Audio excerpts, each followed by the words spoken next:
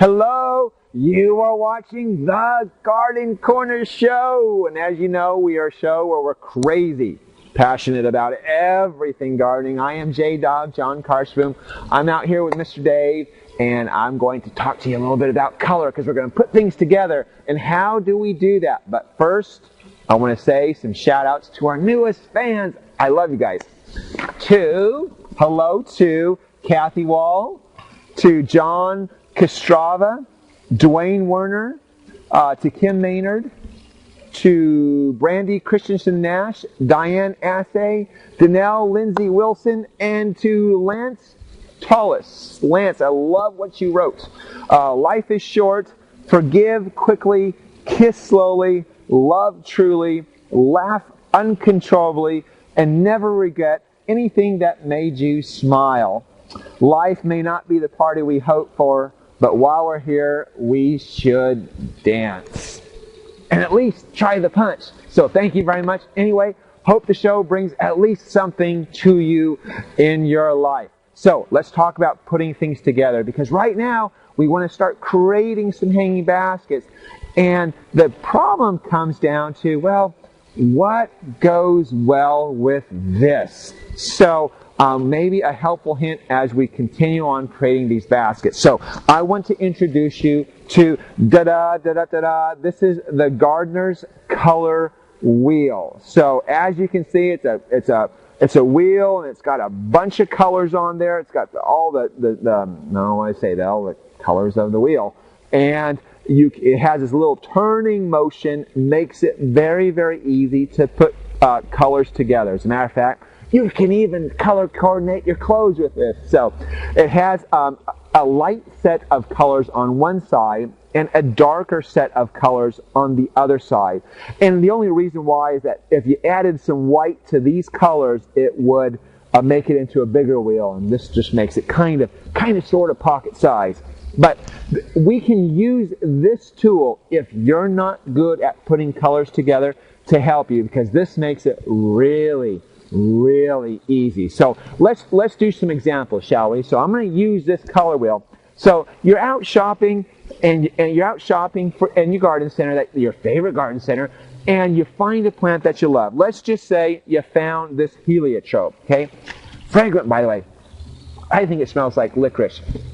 A lot of people say it smells like vanilla. Tell me what you think. Anyway, nice, deep, dark, violet, purple blooms on there. Nice, dark foliage. And you love this plant. And this is what you want to build on your container with. So this is how we start. You find that focal point that you like. Let's take a look at that match on the color wheel. Well, it is definitely in this violet scheme right here. The way this color wheel works is that we can use any of these colors along here as your harmonizing colors. So we can go from a violet to some red to some oranges in here, or anything in between. So that would make for a great harmonizing container. But that's not all that we can do. We can turn this wheel and add in colors and take away colors on this side. So here's your colors that you're looking at. So we can turn that. The other extreme is we can do a lot of different blues into the green realm. So we can do blues, or we can go all the way out to some oranges. So using this is how we can use this. So let's take it with violet. Let's add some orange to it. Let's take this Nemesia right here. Add a little bit of orange, and you can see suddenly, hey, that looks really good, just like in real life. So you add some oranges to that, and then, hey, let's add some reds to that. I'm just picking this bloom on this verbena, which is a great one, by the way. All of these are Street Tough annuals. So you can see how that starts to really pop. Let me move these together. So you've got the oranges. I'll cut this out here for you, Mr. Dave. You've got the violet. You've got the reds. And this is kind of an orangey yellow. But you see how that works really well together? And that is using this Gardener's Color Wheel. So that's how that works. Now, let's do something else. Let's say we found let's say I wanted to do this orange Gerbera daisy. So Gerber daisy, Gerbera daisy, doesn't really matter how you say that. So now we got into this orange look here. So we can use all of these color schemes on this wheel. And then here we have the extreme. So we can use some greens, green yellows, and some oranges. Or we can go the other extreme where we do oranges to reds to blues. So what shall we do? Let's do this one here because this one looks like a little more fun. So we have oranges. I'm going to add in some violets. Let's see, some violets. How about something like this? This is a verbena. So we add in, you see how that starts to pop? We got the oranges and we've got the violets in there. And let's say, how about some red violets?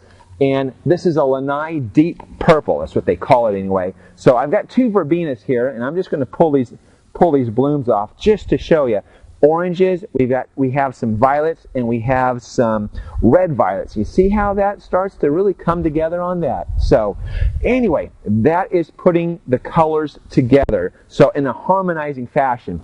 One side note is that you can always use white in almost anything that you put together. Also, if you ever want to use this Helichrysum, this is in a gray coloring. Gray works well for anything as well. Mostly.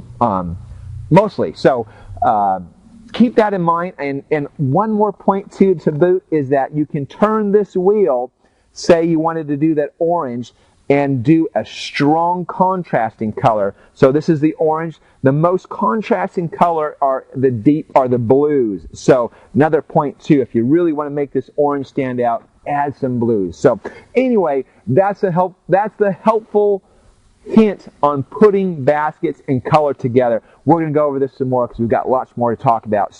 But that's the Gardener's Color Wheel, and by the way, you can find that at thegardenercolorwheel.com or the Garden Corner. Hey, how about that? So anyway, that's the show for the day.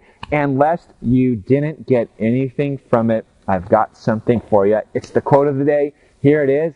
We should be taught not to wait for inspiration we should... Mr. Dave, you're so far away I can hardly read that. Okay, thank you.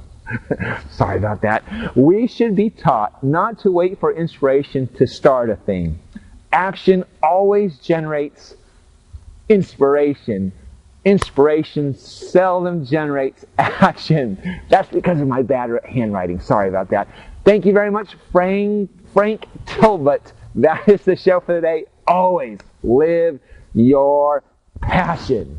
See me right out of the sunset of the